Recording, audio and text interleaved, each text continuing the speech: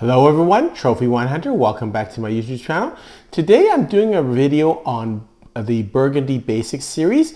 And the reason for this is because I was invited by one of my friends / subscribers who is a member of a very prestigious wine society, the Chevaliers du Tastevin. And I was invited as the guest, and they were doing a paulee, which is kind of where everyone brings a wine on the premier Cru region of Gevrey Chambertin. And it was really interesting. First of all, I was honored to be invited as a guest, so I'm really happy, had a great time. And it was just a great opportunity for me to discover the wines of Gevrey Chambertin, because that is not a region that I have a lot of drinking experience with. As my viewers and subscribers know, one of my areas of preferred drinking in the last 2 years has been Chambon-Musigny. So I haven't drank a lot of Gevrey Chambertin. So I didn't want to embarrass my friend, so I did a little bit of research. And after I came back from the paulee, I thought, well, you know, I already did the research, so I might as well do a video and kind of share what I think I've learned about the region. This video will be in two parts. First of all, I'm going to show a map of the region and try to go through kind of the technical details of the region. And then the next part, I'm going to talk about my tasting at what I tasted.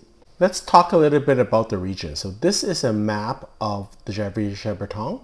It's quite a large region, and I'll give you the link to this. This is from the Burgundy Association. They've got some great maps. And so what you'll see is in the yellow, that's the AOC villages. In the orange, that's the Premier Cru, and in the red, it's Grand Cru. So I'm not going to talk about Grand Cru, I'm just going to talk about the Premier Cru. And all I'm going to say about the village wines, you'll see a lot of village here. It's mostly because of soil and also the exposure. Most of the sun in these regions, the vineyards face north, and so they don't get as much sun exposure. So not perfect, ideal positioning of the vineyards.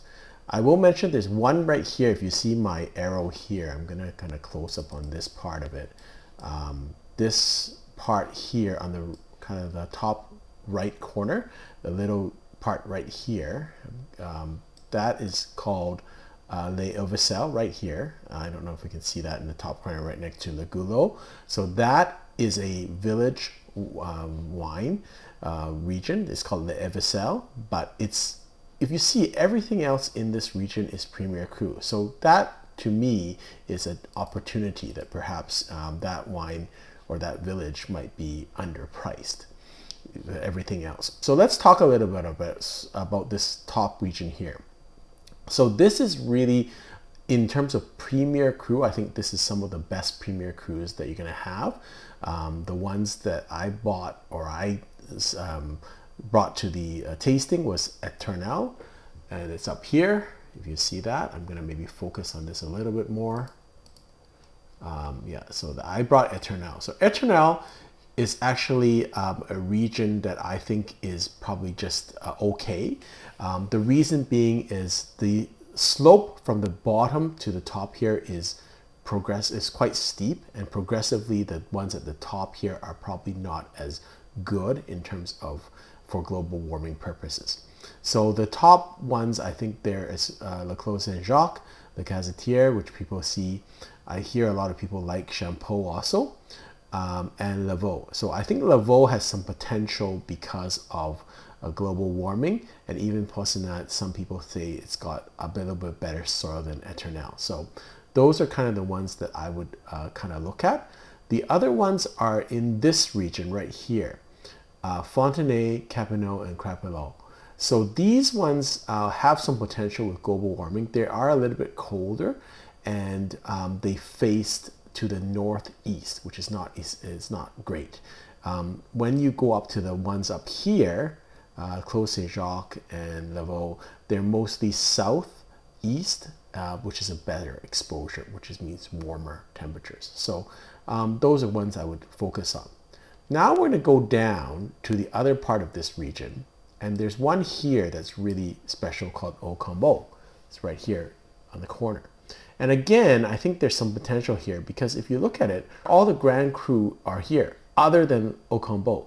And right next to Ocambo is Maurice Saint-Denis.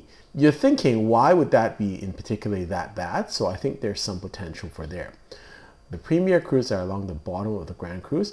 Again, I think it has to do with exposure and mostly soil. The soil really isn't as, it's not as good as the regions up in the Grand Cru regions.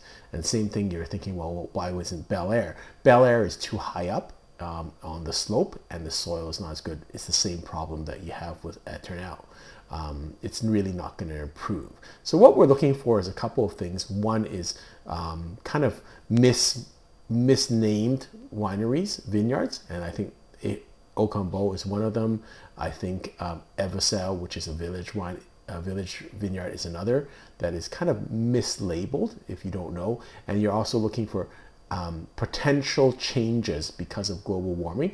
And I think the ones that will benefit from global warming potentially would be Fontenay, Champignon, and Crapol, but the problem being is they are northeast facing, so maybe not as much of exposure.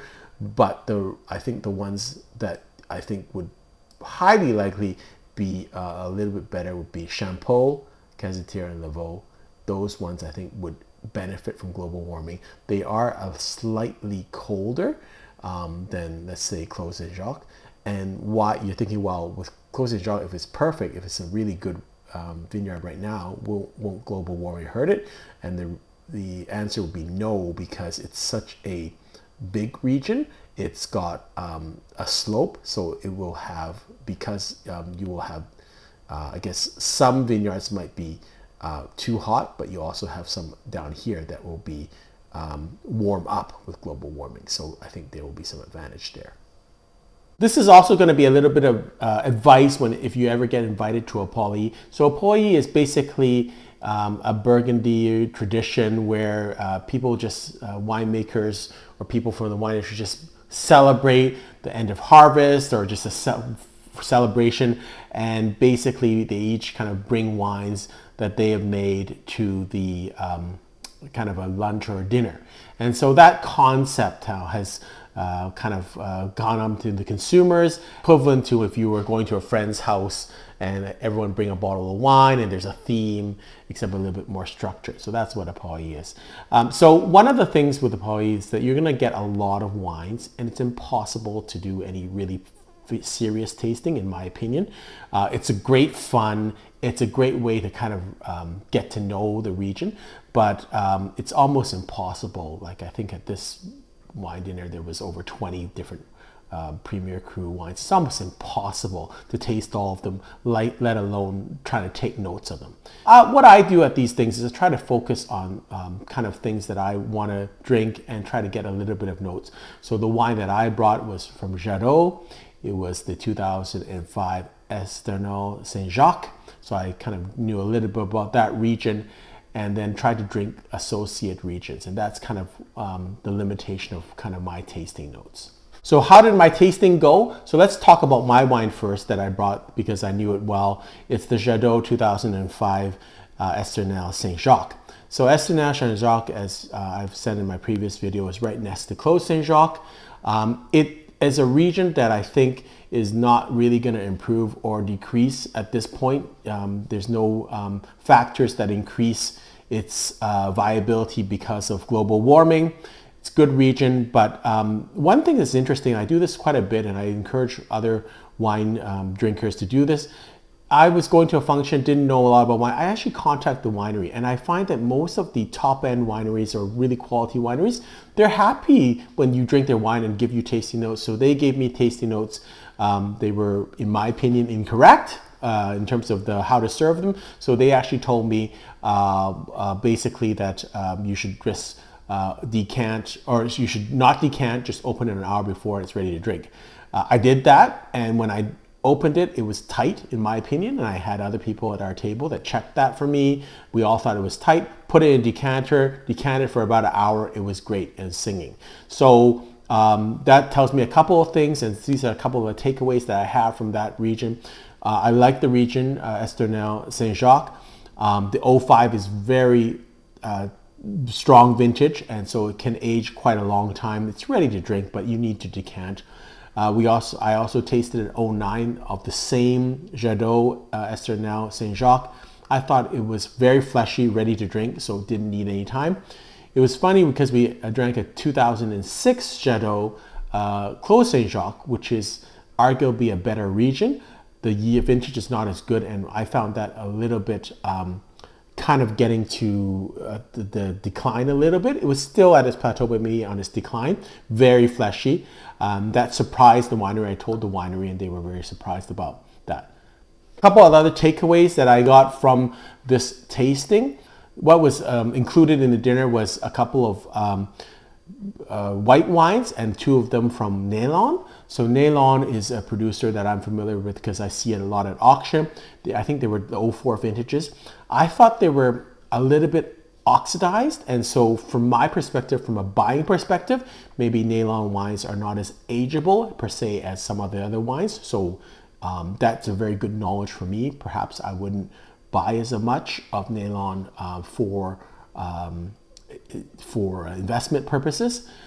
Very impressed. We had a 2011 Lavaux from Olivier Bernstein. I've seen this name at auction quite a bit. Not really high end in terms of not very expensive, but very impressed with the wine. So I like that. And I was pleased to see a wine from Robert Groffier, which I actually have bought some Groffier wines. Very pleased to see that his wines are showing very nicely, and so I really like that. And I think a lot of times with Burgundy, you have to go with producer. And so the producer, whether they, generally these producers do produce all in different regions in Burgundy. And I think you get a sense of the producer, how they produce wines, whether that is to your taste. And that's really the usefulness, I think, of these type of functions. You get a really wide gambit of wines.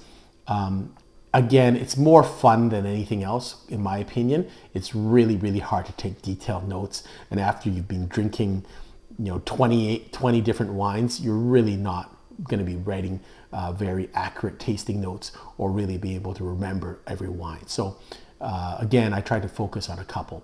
I really had a great time. Hope you've enjoyed this video and learned something. Until next time, happy drinking.